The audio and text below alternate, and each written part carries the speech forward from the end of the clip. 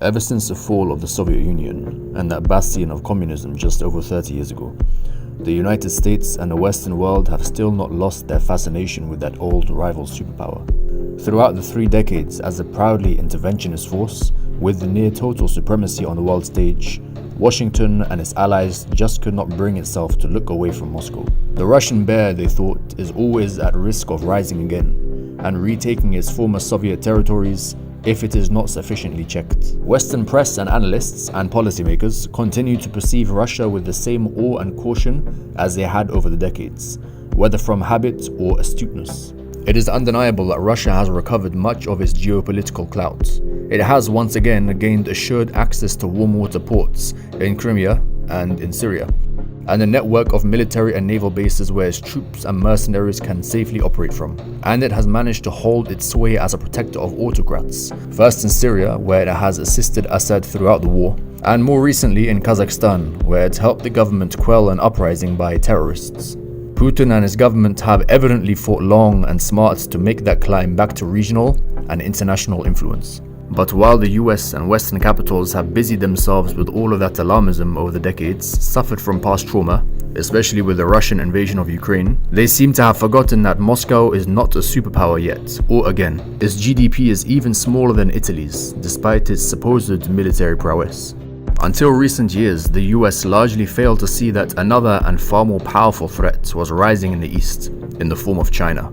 While domestic American industries have fallen by the wayside and sometimes completely collapsed, China has happily made itself an intricate part of the global market and supply chains, all the while using slave labor to do so, and keeping every industry and company on its soil under tight state control.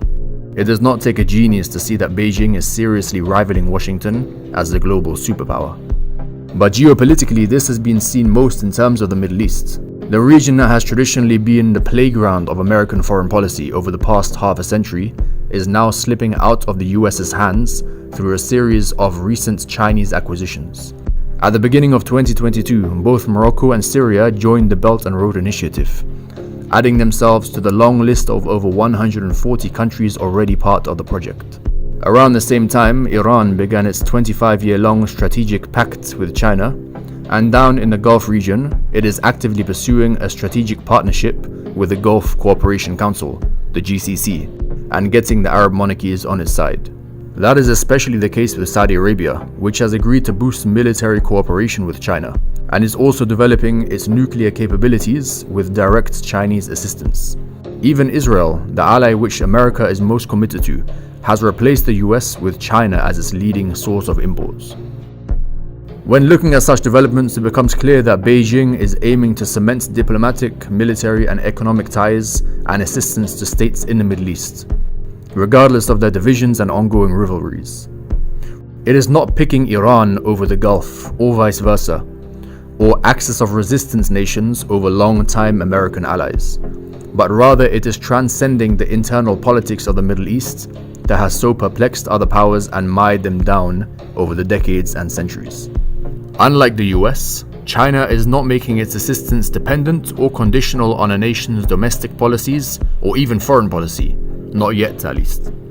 It does not demand that human rights be upheld, nor does it harass governments to issue certain reforms or to abide by a set of values, which is a process that has annoyed authoritarian regimes in the region. To them, the Chinese Communist Party has proven to be an ideal business partner and patron. That is the essence of Beijing's appeal, and has allowed it to do what Washington claimed to set out to do during the War on Terror, to win hearts and minds. China is a godsend and a gift to the authoritarian regimes in the region.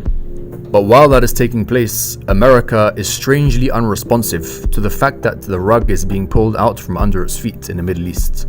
The most action the US has taken so far has been regarding Israel's ties to China, having warned Tel Aviv 2 years ago that those ties may impact Washington's partnership with Israel. While that has predictably resulted in Israel pulling back some of its proposed deals with China and prioritizing the US, most of that American pressure was applied by the Trump administration, which took a firm anti-China stance in domestic and foreign policy. Current President Joe Biden, however, has been accused by his critics of taking a stance of appeasement towards China. The exception can be seen in the Biden administration's recently published Indo-Pacific strategy, in which it stated that while recognizing Asia and the Pacific region as the world's center of gravity and pointing out China's harmful behavior, it is still seeking to work with the People's Republic of China in areas like climate change and non-proliferation. Some may interpret that mix of caution and diplomacy as a sensible and pragmatic approach, but it increasingly seems that it is instead a muddled and incoherent one. To put it simply, the issue is not that the Biden administration is implementing the wrong strategy or policies, but that it is implementing no clear strategy at all.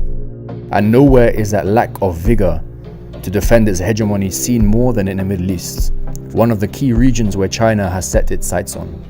Amid the American decline, China's big steal of US allies in the Middle East is advancing at a rate faster than previously expected.